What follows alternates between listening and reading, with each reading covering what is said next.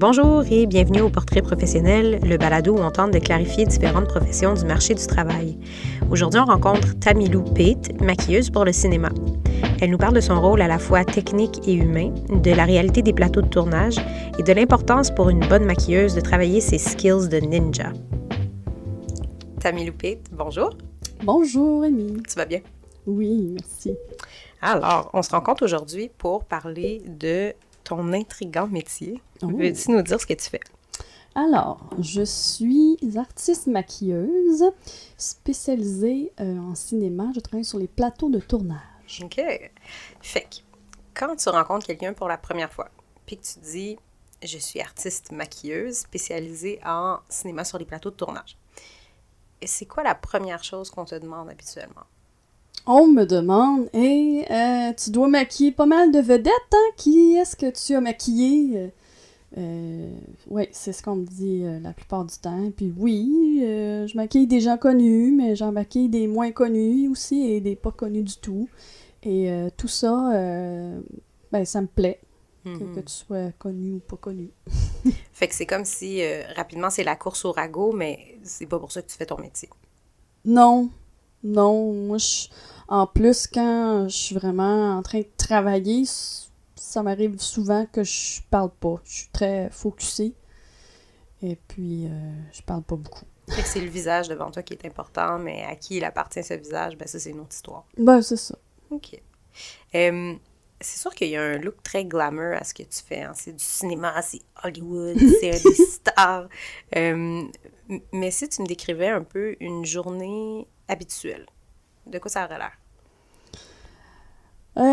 Vous allez voir que c'est pas... Il n'y a pas grand-chose de glamour parce que je me lève souvent entre 4h et 5h du matin. J'arrive sur le lieu de tournage. Je suis souvent une des premières arrivées. J'installe mon équipement sur ma table. J'ai un beau miroir avec des lumières autour. J'ai une chaise haute pour la personne que je vais maquiller. Ensuite, ça, l'acteur ou l'actrice arrive. Je les maquille. Je maquille tous les gens que je dois maquiller. Et puis ensuite, on va sur le plateau.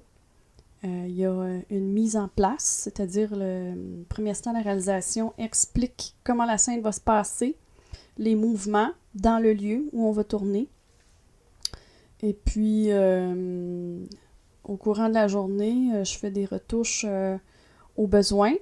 Et puis, je me place devant le moniteur. On est plusieurs, là. On se met autour du moniteur et on regarde les prises. Donc, c'est beaucoup d'attente à ce moment-là. Et puis, entre les prises, si je vois que c'est nécessaire de faire une retouche, par exemple, si la personne elle a un peu trop de sueur ou de luisant sur la peau au goût du réalisateur ou à mon goût, je vais estomper tout, je vais absorber le tout et au besoin, je mets un produit matifiant ou une poudre. Et puis, il y a des plus grosses retouches des fois après le lunch. Les journées de tournage, c'est environ entre 12 et 16 heures. Et puis, c'est ça. Des fois, quand j'ai une assistante, c'est l'assistante qui va sur le plateau. Elle regarde le moniteur à ma place. Elle est mes yeux. Et puis, les acteurs, parfois, c'est ça, c'est qu'ils arrivent tout le long de la journée ou tout le long de l'avant-midi. Alors, je reste à ma table de travail et je maquille les gens que je dois maquiller.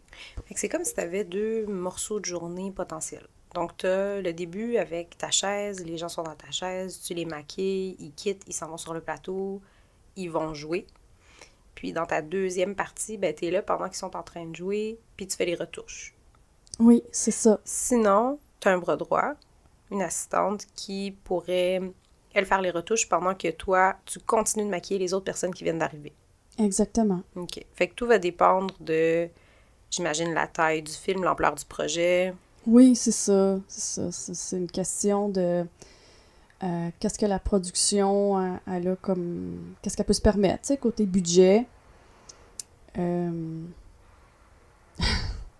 moi, je le dis des fois, désolée, mais je peux pas me séparer en deux. Donc, vous devez faire un choix. Soit je reste devant le moniteur, je fais des retouches, je m'assure que tout est beau et reste comme il doit rester tout le long de chaque prise. Mais habituellement, des fois, il faut que je délaisse ça quand la production ne peut pas se permettre une assistante. Une assistante pour moi. Donc, je retourne à ma table de travail et je maquille les autres acteurs qui arrivent au fur et à mesure.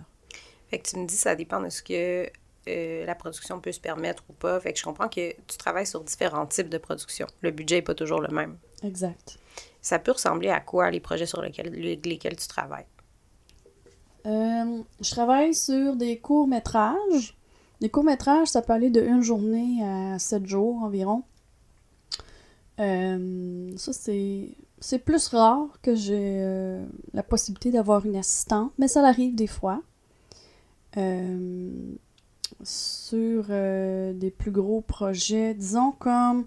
Mon dernier projet où j'étais chef maquilleuse, c'est le film Venus. On a tourné ça à l'été 2016. Et puis le 3/4 du temps, j'avais une assistante. Ça m'a vraiment beaucoup aidée. Mais encore là, c'était une production syndiquée Actis différée. Ça veut dire qu'on n'était pas payé notre plein salaire. On le fait en connaissance de cause, évidemment. Et puis... mais ça a bien été. J'ai réussi à avoir une assistante les journées dont j'en avais besoin. Donc, je suis vraiment contente, vraiment satisfaite. Fait que parfois, même sur des plus petits films canadiens, on va être capable de t'offrir ça. Là. Ça pourrait faire partie de leur budget. Oui, c'est ça. Puis, il y en a des productions où... par exemple, j'ai travaillé sur le dernier film de Yves Bélanger, Vivre à 100 000 à l'heure, où j'étais l'assistante de la chef maquilleuse. Ben, j'ai été là presque tous les jours. Il y a peut-être 2 jours, j'étais pas là parce qu'il y avait juste un ou une actrice. Donc, ma présence n'était pas utile. C'était pas nécessaire que je sois là. Donc, c'est possible sur des films québécois, des séries québécoises, où l'assistante est là tous les jours, peu importe, ou presque. Là. Fait que ça va varier vraiment beaucoup. Oui. Est-ce qu'il t'est déjà arrivé de travailler sur des très, très, très grosses productions? Oui, donc presque à chaque été, ouais, pas mal à tous les étés, je travaille comme maquilleuse à la figuration sur des films américains à gros budget, tels que X-Men, que j'ai travaillé dessus en 2013, et celui qu'on a tourné en 2017 aussi. Ouais. Ton rôle, il a l'air de quoi dans une grosse production comme ça? La fois où c'était vraiment le plus impressionnant, c'était en 2013. On tournait une scène à la place à côté de l'hôtel de ville. Et ça se passait en 1974. Et on était... je pense qu'on préparait... Ça n'a pas tout le temps été au même endroit, mais la plupart du temps, on préparait les figurants au studio Mel's ou pas très loin dans le Vieux-Montréal. Il y a une journée qui a eu jusqu'à 600 ou même plus de figurants. Et j'avais jamais rencontré autant de maquilleuses de toute ma vie. On était 25. C'était impressionnant. Impressionnant par rapport à la quantité de figurants, mais aussi la quantité de maquilleuses.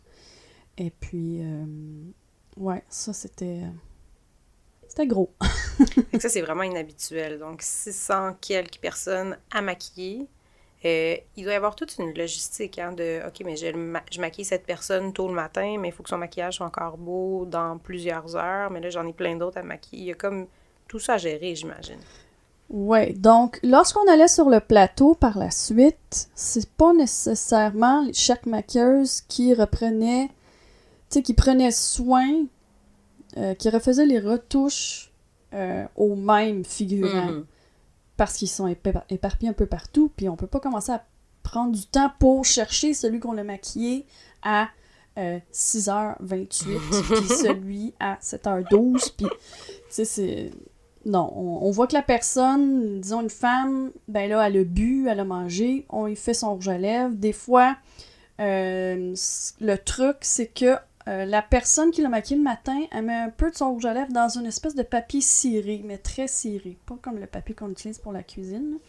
Puis souvent, on octroyait aux figurants des des pinceaux jetables. Je sais, c'est pas très écologique, mais il faut tellement penser à l'hygiène. L'hygiène est d'une très haute importance dans ce métier.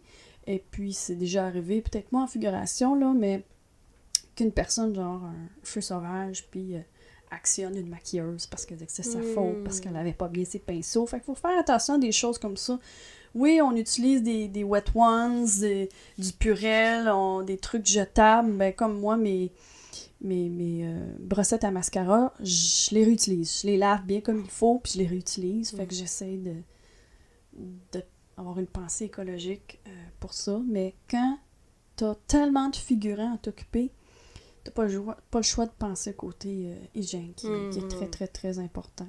OK, fait que sur des grosses productions comme ça, il se peut qu'il y ait plusieurs maquilleuses. Sur des plus petits mandats, tu pourrais être seule. Oui. Dans d'autres cas, tu pourrais être chef maquilleuse, avoir une assistante. Dans d'autres cas, tu pourrais être l'assistante d'une autre chef maquilleuse. Fait que ça va beaucoup varier en fonction de la production.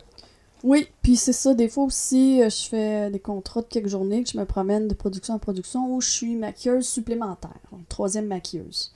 Là, c'est une série québécoise, c'est une scène de mariage. Bon, ben là, il faut en passer du monde.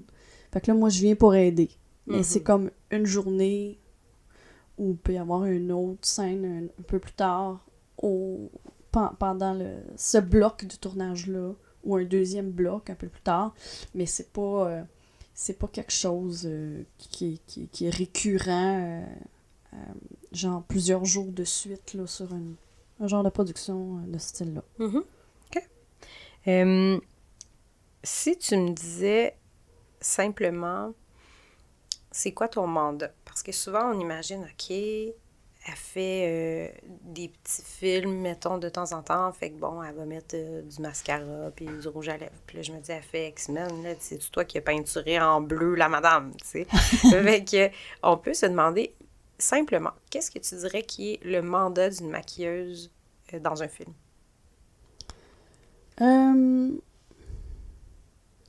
Là, disons que j'ai été approchée pour travailler sur un film, que ce soit court-métrage ou long-métrage, et j'ai accepté. Donc, des fois, même avant que j'ai accepté, on m'envoie le scénario, je le lis, je vois si ça me plaît. Je m'informe sur qui l'équipe, je m'informe de la vision du réalisateur, c'est quoi ses attentes par rapport à mon département, comment il voit ses personnages. Moi, je travaille beaucoup aussi avec la psychologie des personnages. Ça vient avec mon background en études en art dramatique, qui m'aide à vraiment créer un look, créer un portrait d'un personnage. Donc, c'est ça. C'est pas juste une dessinatrice de face, là. Il y a vraiment une connaissance cinématographique qui vient avec ça. Ben, moi, j'ai des connaissances en théâtre, donc création de personnages, psychologie. J'ai fait aussi là, costumière, coiffure. J'ai étudié au cégep en cinéma, donc je comprends le langage cinématographique et ça l'aide vraiment beaucoup lorsqu'on met les pieds sur un plateau de tournage, même si on est débutant, débutante. On comprend plus là, qu'est-ce qui se passe avec la caméra, avec l'éclairage. Et puis, donc c'est ça. Donc là, disons, là, tu as le contrat.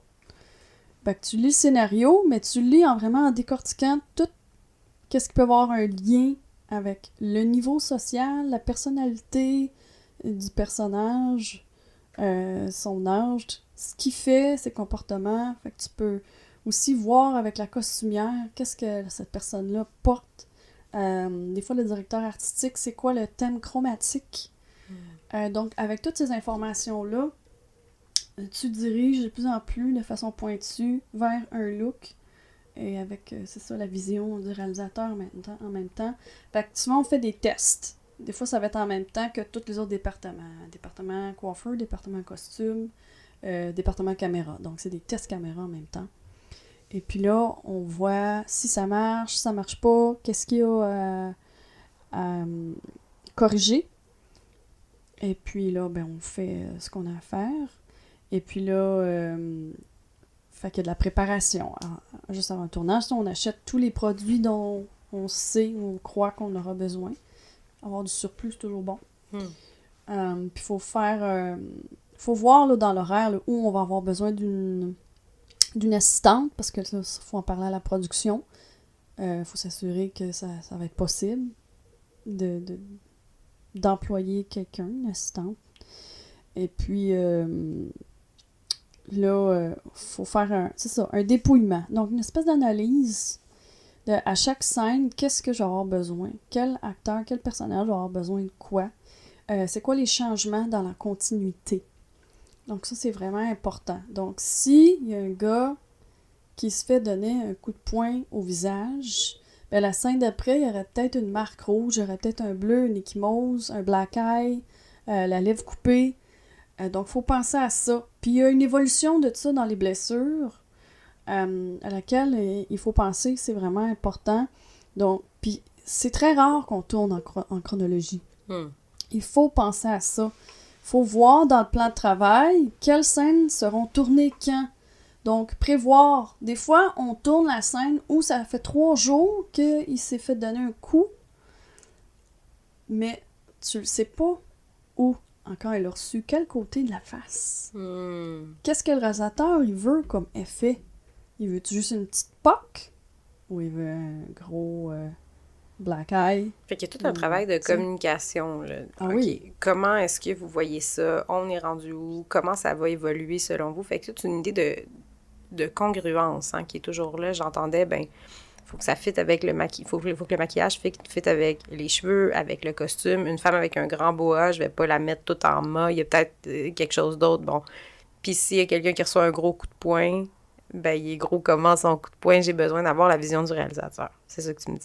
Oui, c'est ça. Puis plus les scènes passent dans l'histoire, mais dans la chronologie, plus ce bobo-là, il va s'effacer, il va diminuer. Donc, il faut penser à ça. Il faut prendre des photos. Faut prendre des photos, puis indiquer c'est quelle scène, cette photo-là. Il faut trouver des manières différentes. Des fois, c'est que tu écris un petit papier, puis tu la mets en bas de ta photo, là, avec le numéro de la scène. Fait qu'il y a quelque chose de très artistique. C'est du maquillage, c'est du cinéma, c'est le 7e art, mais il y a quelque chose d'hyper organisé, structuré là, dans ce que tu fais. Ah oui, vraiment. Il faut être structuré, il faut être organisé, il faut être extrêmement alerte, il faut penser à tout. Il faut avoir un œil de lynx aussi. Quand on regarde dans le moniteur, il faut vraiment être là. Fait que c'est pas juste au gré de mon inspiration, je vais aujourd'hui. Non, il y a une logique, il y a une structure, il y a tout ça à respecter. Exact. Oui. C'est quoi les choses qu'on te demande le plus souvent de faire? C'est bien à la mode, là, le maquillage extra naturel où on voit pas que la personne est maquillée. Là. Est-ce que tu dirais que c'est en lien avec la technologie HD? Oui, puis non. En même temps, je te dirais que c'est une mode que beaucoup de réalisateurs, réalisatrices aiment. Fait qu'on a envie d'un look naturel. Oui, c'est ça. Mais c'est important aussi, en même temps, surtout pour les hommes, qu'on voit pas qu'il y ait de maquillage. C'est vraiment important. Parce que dans la société d'aujourd'hui, il n'y a pas beaucoup d'hommes qui se maquillent, puis la plupart des projets sur lesquels je travaille, c'est des projets où l'histoire, c'est ancré dans la réalité. Donc, faut pas voir le maquillage sur les hommes. Fait qu'il faut pas le voir, mais en même temps, j'aimerais ça que t'en fasses parce que la lumière, la caméra aime pas ça, un visage nu. C'est ça que je comprends? C'est que des fois, ça fait des effets bizarres où la peau en tant que telle, elle absorbe beaucoup la lumière. On s'en rend pas compte parce que notre œil humain ne le voit pas. Mais l'œil de la caméra est tout autre. Fonctionne de toute autre façon. Ou quand la lumière frappe un visage nu, des fois, ça fait comme flou, ça fait bizarre, ça fait comme une peau brouillée. C'est moins intéressant. C'est quand même bien si tu veux faire des scènes avec des junkies ou des gens qui habitent dans la rue, des quêteux, comme on dit. Mais même à ça, il n'y a peut-être pas de fond de teint, mais tu mets un maquillage effet crasse. Fait qu'il y a quand même quelque chose sur la peau. Donc oui, ce que le fond de teint fait, c'est que ça l'aide à refléter la lumière sur la peau et ça donne un plus beau fini à l'écran. OK. Fait que c'est comme une base que tu vas aller créer toi-même pour que la lumière fasse qu'est-ce qu'on veut qu'elle fasse. Ouais, un certain contrôle, en effet. Fait que c'est comme une manipulation sur la peau de la lumière. Tu dirais ça comme ça? Oui, ben, mon travail fait ça. C'est une partie de ça, mais il y a un gros travail du directeur photo et le chef électricien aussi, là, qui ils travaillent ensemble pour créer des effets intéressants, là. Fait que c'est vraiment un travail d'équipe. Oui, tout à fait. Comment tu décrirais ton rôle dans cette équipe-là? Ben, il faut se parler. Tu sais, des fois, quand je vois que il y a une actrice qui aurait besoin d'un réflecteur, des fois, c'est comme une espèce de rond blanc. Des fois, on l'utilise du côté argent, un peu comme en photographie, qu'on met juste un peu en dessous de la personne de biais vers elle, qui va faire qu'elle va être éclairée un peu plus uniformément sur son visage, qui va neutraliser l'effet raccoon, l'effet gris en dessous des yeux. Donc moi, j'en parle au directeur photo. Si le directeur photo il est trop occupé, j'en parle au chef électricien, puis il s'en occupe. Il fait ce qu'il faut pour... fait que les gens font confiance à ton œil.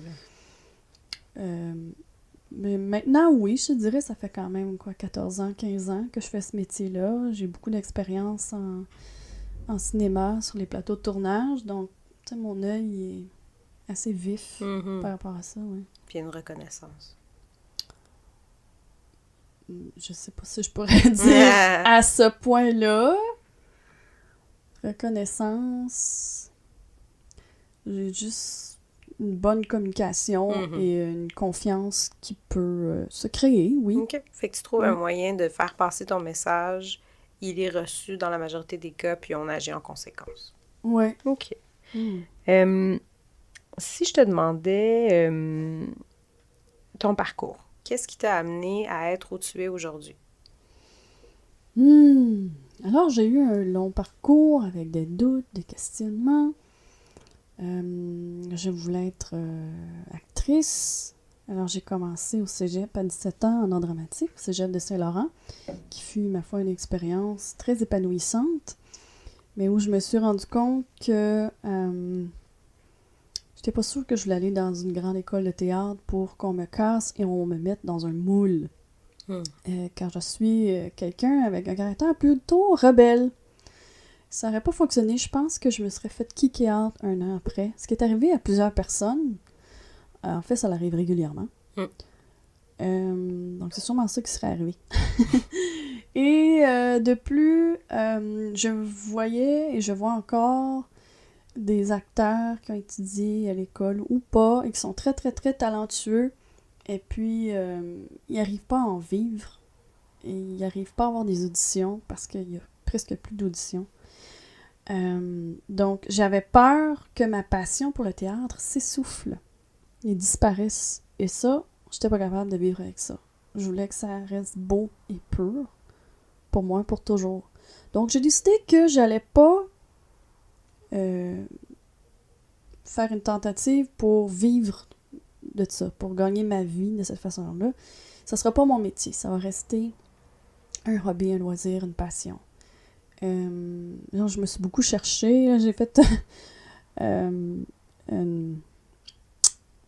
certificat en création littéraire à l'Université du Québec. C'était bien, mais c'est ça, je me cherchais beaucoup. Pendant ce temps-là, je prenais des cours de chant. J'ai fait des auditions à l'école au cégep de Lionel Groulx en chant. Ça n'a pas fonctionné. Et puis, presque par hasard, je me suis revirée et je me suis inscrite en cinéma, le DEC en cinéma au cégep de Saint-Laurent, dont j'avais entendu beaucoup, beaucoup de bien. Et puis, presque comme ça, par intuition, je m'y suis lancée. Et puis, je suis tombée en amour, non seulement avec le 7e art, pas comme si je connaissais pas le cinéma avant, mais dans le sens de vraiment l'étudier et le vivre. Donc, vivre, qu'est-ce que c'est? De travailler en équipe, conjointement, les uns les autres, vers un but, vers un beau projet artistique. Ça m'a vraiment charmée. Et puis, par la suite, je suis allée étudier au Collège Interdec en maquillage, qui faisait un beau grand survol. Et puis ensuite, la vraie école, ce fut travailler comme maquilleuse sur des plateaux de tournage de courts-métrages universitaires. Donc, des étudiants qui préparent des projets d'école, puis toi qui viens leur donner un coup de main pour la partie maquillage. Exact. Ouais, c'est ça. C'était surtout des anciens camarades de classe du cégep qui étudiaient à l'université, dont à Concordia, en film production. Et puis j'ai maquillé sur leur film et le film de leur collègue de classe. Et puis ça a commencé comme ça et ça fut vraiment, ma foi, une très belle école. Tu me dis que ça a été une belle école de travailler sur ces projets étudiants-là. Qu'est-ce qui fait, à ton avis, que ça a été une belle école pour toi? C'était une camaraderie. Même si je faisais pas partie de leur classe, on apprenait à se connaître personnellement et professionnellement. Tu sais, on y allait à tâtons, parfois on faisait des erreurs, mais en tout cas, pour ma part, les gens autour de moi ne se rendaient même pas compte que je faisais des erreurs. Donc, j'ai pu apprendre sans avoir une grosse pression, sans subir nécessairement un grand stress. Donc, ça fut un bel apprentissage en gang. Fait que c'est comme si même si toi, t'étais pas à leur école, tu restais un peu comme dans un contexte quasi scolaire où est-ce qu'on a droit à l'erreur. On est là pour apprendre, on est là pour affûter, aiguiser nos armes un peu. Oui, c'est ça, tout à fait. OK. Fait que ça t'a vraiment servi pour ensuite, quand t'as été joué avec les plus grands. Oui, ce fut le début. Le début d'une belle aventure qui continue encore. Qui continue encore. Oui. Qu'est-ce qui te plaît le plus dans ton travail? Je sais pas, il y a vraiment... parfois, tu pognes tellement des belles gangs, là, des beaux échanges, là. Quand t'es sur la même... comment dire ça? Même longueur d'onde que le réalisateur, directeur photo, directeur ou directrice artistique, coiffure, costume. Des fois, il se crée tellement des belles chimies. Tu crées des belles choses, puis là, t'es fier, puis... Ce qui est important aussi sur le plateau, c'est quand tu réussis à te faire du fun avec cette gang-là. Ça fait des expériences merveilleuses et inoubliables. L'univers des tournages, c'est vraiment un univers à part. Sérieux, là. C'est dur à comprendre quand t'as jamais vécu ça. Qu'est-ce qui est différent du reste des milieux de travail, tu dirais? Ben, on travaille jamais au même endroit. Puis de projet en projet, souvent c'est jamais avec le même monde. Ben jamais, j'exagère. C'est pas si grand que ça, c'est quand même un petit milieu, on se retrouve. Mais ça n'a absolument rien à voir avec le lundi au vendredi 9 à 5 dans un bureau. Fait que cette variété-là, elle n'existe pas pareil ailleurs, en tout cas. C'est ça, il n'y a pas de routine. Puis c'est le fun de jamais travailler à la même place. Moi, ça me stimule. Je suis une personne qui a besoin d'être vraiment beaucoup stimulée dans la vie, créativement, intellectuellement. Et puis ça, ben ça comble ça chez moi. OK. Fait que le fait du mouvement, le fait d'être toujours dans l'action, le fait d'être pas tout le temps avec les mêmes personnes, tout ça, c'est des choses qui rendent ce milieu-là différent de d'autres. En même temps, je t'entends me décrire... je te demande ce qui te plaît le plus, puis tu me dis c'est beaucoup la camaraderie, l'équipe, les liens qui vont se tisser, le temps qu'on passe ensemble, puis où est-ce qu'on pourrait avoir du fun. Souvent, on imagine le métier de maquilleuse comme étant hyper technique. Hein? Tu sais, je me suis permis d'aller fouiller sur ton LinkedIn, là, je lisais des trucs comme pose de postiche, tu sais, puis je lisais des affaires comme, tu sais, création de plaies. Puis là, je me disais, my God, elle fait ça avec ses mains, là. Mais là, tu me parles de tout un côté hyper social, hein, hyper humain. Quelle proportion de ton travail, tu dirais, est vraiment technique versus ce qui est vraiment dans la communication puis dans le relationnel? Je ne saurais pas donner un pourcentage en tant que tel. C'est toujours difficile pour moi. Hein, les chiffres. Puis si on le plaçait, mettons, dans comment tu penses à ton travail. Je sais qu'on a discuté avant l'entrevue, puis tu me disais il m'arrive parfois de devoir user de psychologie avec les gens devant moi. Oui. Fait qu'il y a un côté vraiment humain là, à ce que tu fais. Est-ce que tu pourrais me le décrire un peu? On est une base solide où les acteurs, actrices peuvent s'appuyer et relaxer à notre table de travail sur notre chaise. Souvent, il y en a qui parlent pas, mais ça me dérange pas. Ils se focusent sur leur rôle, leur personnage, leur texte. Ils pratiquent leur texte, des fois à voix haute, des fois dans leur tête. Et puis, il y en a beaucoup, même les hommes, qui me disent « ça me relaxe me faire maquiller, j'aime ça ». C'est comme un doux massage de face. Et ça les aide à les recentrer, les calmer. Et les femmes, ça les aide beaucoup à leur donner une bonne estime d'elles-mêmes. Tu sais, elles se sentent belles, elles se sentent bien, elles se sentent prêtes à affronter la caméra après avoir passé sous mes pinceaux. Il y a comme une confiance qui est construite là. Oui. Ah oui, vraiment. Vraiment, c'est important. Parce que parfois, je dirais même souvent, en prenant de l'âge, les actrices ont une certaine insécurité, si je peux m'exprimer ici. Il faut user beaucoup de multiples techniques, là, travailler beaucoup les lumières pour justement couper le surplus d'ombre que le visage crée en prenant de l'âge. Fait que si j'essaie de top vulgariser là, ce que tu es en train de me dire, quelqu'un qui vieillit, ben va peut-être avoir plus de plis, plus de rides. Puis là, tout ça, ben c'est des creux, des crevasses dans le visage. Puis là, ben il y a de l'ombre qui peut être générée une fois que je braque un gros spot dans ma face, là. Ouais, mais c'est ça. On fait pas de la magie non plus. Faut arrêter de dire, de penser que quand tu passes au maquillage, tu te fais magiquement effacer les rides. Non, ce n'est pas vrai. On peut diminuer leur apparence à l'aide du maquillage, puis c'est l'éclairage aussi qui fait une bonne différence. Et les directeurs photos vont utiliser des filtres qu'ils vont mettre devant leurs lentilles. Pour adoucir les traits. Oui, exactement.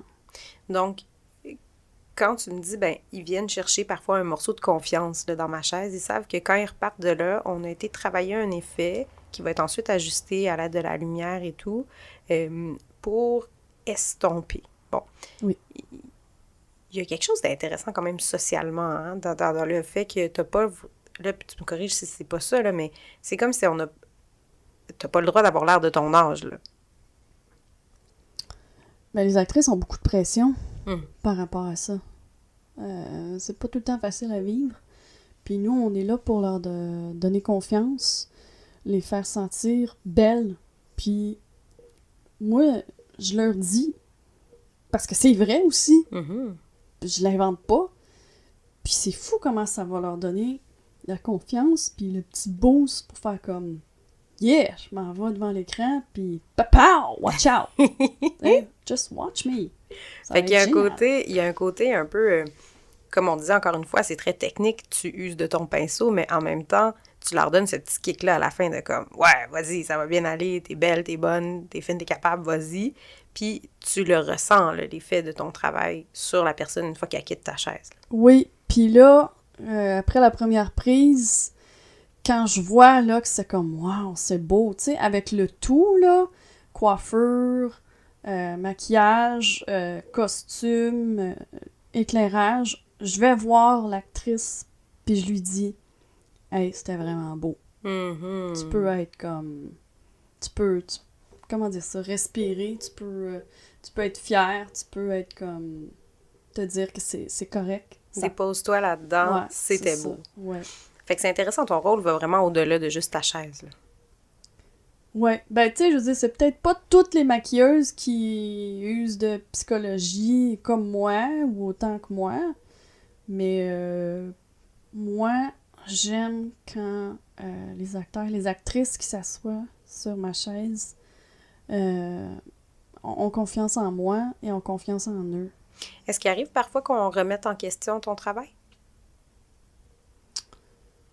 C'est plutôt rare. sais, qu'on te dise, ah, ben là, tu m'as maquillée comme ça, mais ça me plaît pas, j'aime pas ça, il y en a trop, il y en a pas assez, pas Oh, cette couleur-là. ça me dérange tellement pas, là. C'est pas compliqué. Les gens, des fois, ils stressent avec ça, mais du maquillage, là, ça s'efface.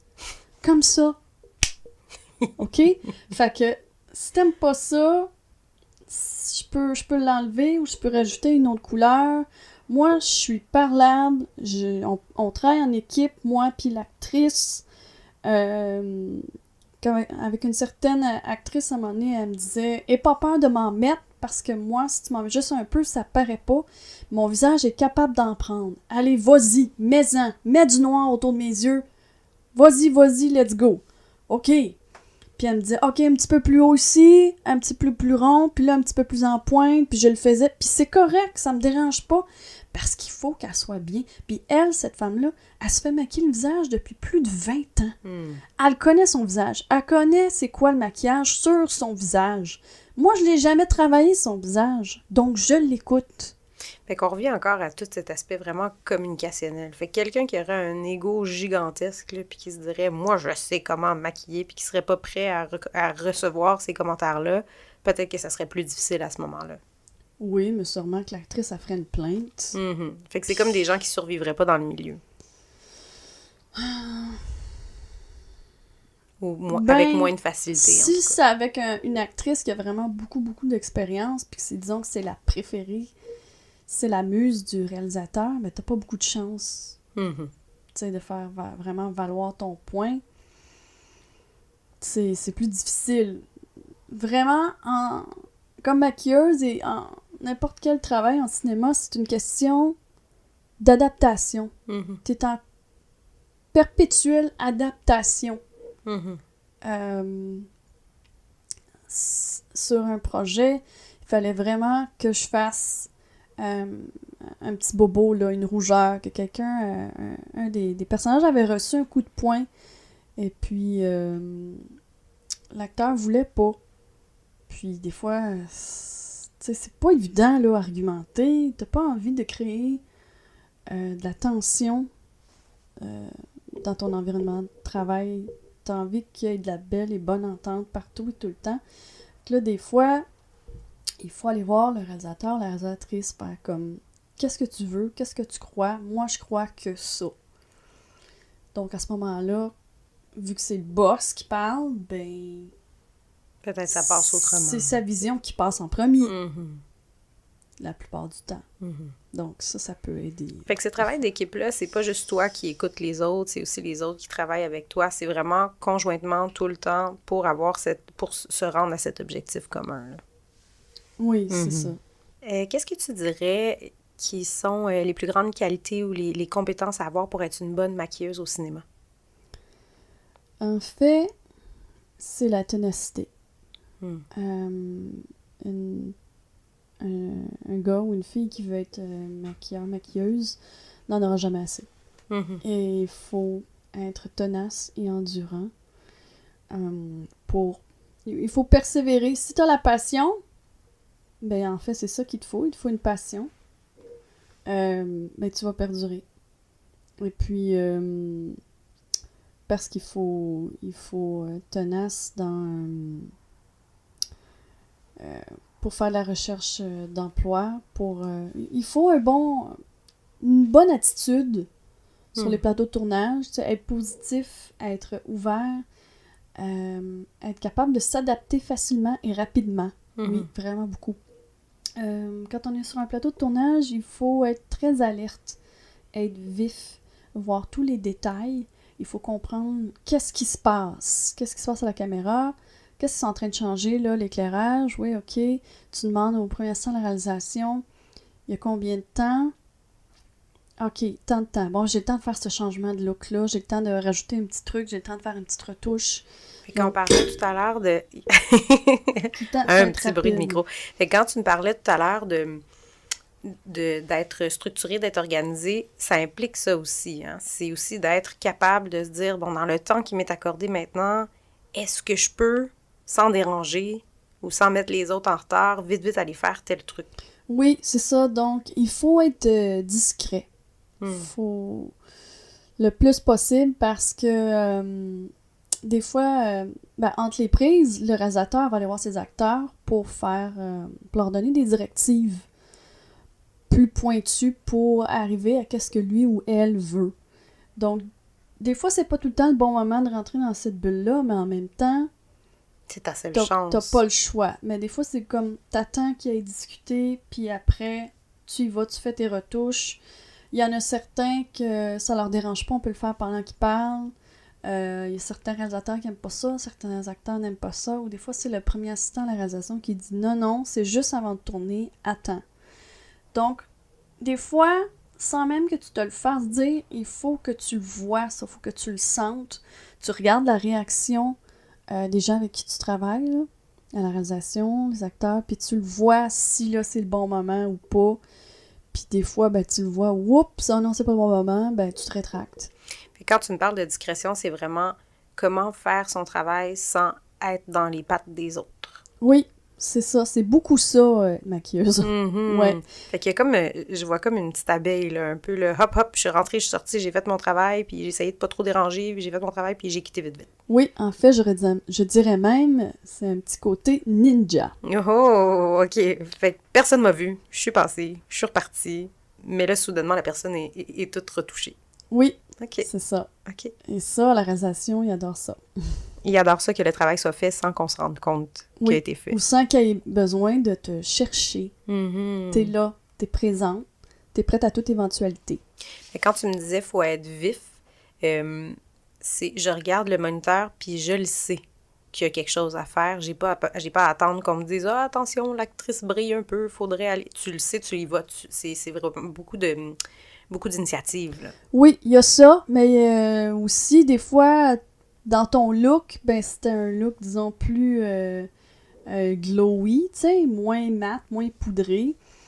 Puis là, le réalisateur, peut-être qu'il aime moins ça, ou que là, c'était vraiment trop luisant à son goût, ou ça fonctionne pas avec l'éclairage. Donc là, oui, tu vas faire des retouches. Il te le dit, tu discutes, puis si tu vois que non, c'est vraiment... Il faut que ça soit plus mat, tu y vas. En tout cas, c'est tout un sujet à discussion. Puis aussi, quelque chose que j'ai oublié de dire, c'est que quand on va sur le plateau de tournage, les maquilleuses, on se fait un sac plateau. Donc souvent, c'est un sac transparent, en vinyle ou pas. Mais ça, c'est pratique parce que tu vois tout où est-ce que tu as mis tes choses. Fait que ce qu'on fait, c'est qu'on met nos produits pour qu'ils soient compacts le plus possible. On met ça dans des petites bouteilles. Donc, on a toutes des miniatures. Qu'on traîne ça avec nous. Ça peut aller jusqu'aux gouttes pour les yeux, un hydratant pour le visage, du polysporin, la poudre, des fonds de teint que tu mets dans des petits contenants pour tel acteur, telle actrice. Fait que tu retiens, OK, telle personne avait telle teinte, avait tel produit, là, j'ai un sac pour tel acteur, pour telle actrice, puis j'ai tout ce que j'ai déjà appliqué sur lui, je l'apporte avec moi sur le plateau. Ouais, c'est ça. Souvent, les acteurs, ils ont leur propre pochette, puis en plus... Toi, il faut que tu aies un espèce de kit de survie, tu sais, s'il arrive n'importe quoi, quelqu'un, c'est ça, il y a de la poussière dans l'œil, tu sais, t'as tes Kleenex, t'as tes cotons-tiges, t'as de l'hydratant, t'as une autre sorte de poudre. Fait que t'es toujours prête. Oui, c'est ça. T'es exactement. comme un ninja, mais un scout en même temps. Oui, scout ninja. Scout ça. Ninja, parfait. J'aimerais te poser une dernière question dans cette grande liste de questions. Si tu rencontrais quelqu'un qui est intéressé par ton domaine, quel conseil est-ce que tu lui donnerais dès maintenant? Qu'est-ce que la personne pourrait faire dès maintenant pour se rapprocher de ton domaine? Mais je demanderais, est-ce que tu as une passion dévorante pour le maquillage? Je peux pas juste trouver ça cool. Faut que j'en mange. Faut que je trouve ça le maquillage vraiment et cool. Le cinéma ou la télé. Mm-hmm. Il faut que tu t'intéresses à ça. Il faut que tu t'intéresses à ce monde-là sans nécessairement savoir le nom de tous les acteurs, qu'est-ce qu'ils ont tout fait. Mais il faut que tu t'intéresses, comme on dit, le gars des vues. Mm-hmm. Comment il fait ça, lui? Bon, il faut que tu apprennes comment il fait ça, puis comment toi, tu peux participer à comment il fait. Tu sais, comprendre tout le processus. Faut être curieux. Poser beaucoup de questions. Si vous voulez faire un stage d'observation, devenez figurant sur des grosses productions ou faites-vous engager comme assistant de production pour voir comment ça fonctionne un plateau et posez des questions. Soyez discret, là, mais posez des questions et observez, prenez des notes. Puis pour le maquillage, ben c'est ça, tu as la passion ou ben tu l'as pas. Et il faut que tu sois tenace et persistant. Parce que quand tu connais personne, comme moi, je connaissais personne dans le domaine, ça a été long avant de me faire un nom. C'est long quand tu connais personne, c'est pas évident. Donc, il faut juste être tenace. Ouais. Fait qu'être capable de s'accrocher à ce projet-là puis de continuer d'essayer, même si toutes les portes sont pas toujours toutes ouvertes en commençant. C'est ça, c'est normal, parce qu'il y a énormément de maquilleuses et maquilleurs à Montréal. La compétition est féroce, je dois l'avouer, pour être franche. Fait qu'il y a beaucoup de compétition. Donc, si c'est un projet que tu as, prépare-toi à ça. Sache que c'est comme ça. Qu'est-ce que ça veut dire? Je veux dire, si quelqu'un a ce projet-là, de devenir maquilleuse pour le cinéma ou maquilleur pour le cinéma, ben sache-le. Il y en a d'autres qui pensent comme toi, il y en a d'autres qui voudraient le faire aussi, fait que ça se peut que ça soit un peu compétitif. Non, pas ça se peut. C'est très compétitif. OK. Oui. Parfait. Puis, moi, j'aime pas ça dire bonne chance, parce que la chance, t'as pas vraiment de lien. Je dirais plus bon courage. Bon courage. Bien, sur cette belle note, Tamilou Pate, merci beaucoup, beaucoup, beaucoup. Si les gens veulent en savoir plus sur ce que tu fais, où est-ce qu'ils pourraient aller trouver de l'information? Ben, mon site internet, nouvellement mis à jour, qui est www.tamilou.net. Super, on le mettra en lien avec la page. Parfait, merci. Merci. Merci à notre invité et merci à vous d'avoir écouté cet épisode des Portraits professionnels. Pour plus de détails sur cette profession, visitez notre site internet au www.saltoconseil.com.